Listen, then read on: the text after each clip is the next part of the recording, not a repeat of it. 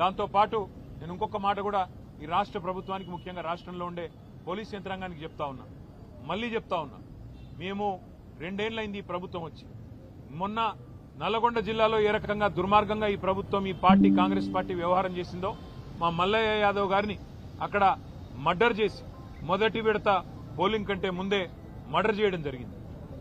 నల్లగొండ నియోజకవర్గంలో ఒక సోదరుడు, ఒక బీసీ సోదరుడు, ఆయన కూడా నామినేషన్ వేస్తే నామినేషన్ వేయొద్దని బెదిరించి కొట్టి ఆఖరికి కిడ్నాప్ చేసి ఆయనకు మూత్రం దాగిచ్చారు. అయినా కూడా ఇంతవరకు కేసు పెట్టలేదు అక్కడ ఉండే పోలీస్ యంత్రాంగం. ఈ రకమైన అరాచకాలు ఏవైతే ఇవాళ రాష్ట్ర వ్యాప్తంగా జరుగుతున్నాయో, ఇటు కామారెడ్డి జిల్లా ఎల్లారెడ్డిలో గాని, అక్కడ సూర్యాపేట జిల్లాలో గాని, నల్లగొండ జిల్లాలో గాని, ఇవన్నీ కూడా గుర్తుపెట్టుకుంటున్నాము. ఇవన్నీ కూడా ప్రజలు కూడా గమనిస్తా ఉన్నారు.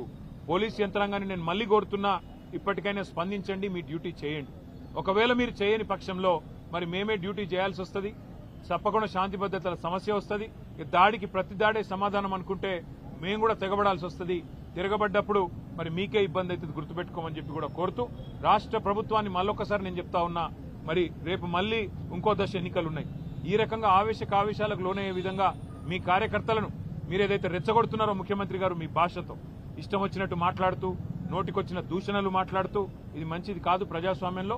ఇకనైనా సవరించుకోండి, లేకపోతే జరగబోయే పరిణామాలకు మీరే బాధ్యత వహించాల్సి ఉంటుందని చెబుతూ, భారతి గారి కుటుంబానికి, అదేవిధంగా గాయపడ్డ మిగతా కుటుంబాలకు కూడా వైద్య ఖర్చులు మొత్తం పార్టీ నుండే మేమే భరిస్తాము. తప్పకుండా ప్రతి కార్యకర్తకు కూడా పార్టీ అండగా ఉంటుందని చెప్పి కూడా మరొక మాట చెబుతూ అట్లాగే మా నాయకులు, కార్యకర్తలకు కూడా నా విజ్ఞప్తి, నా ప్రార్థన, దయచేసి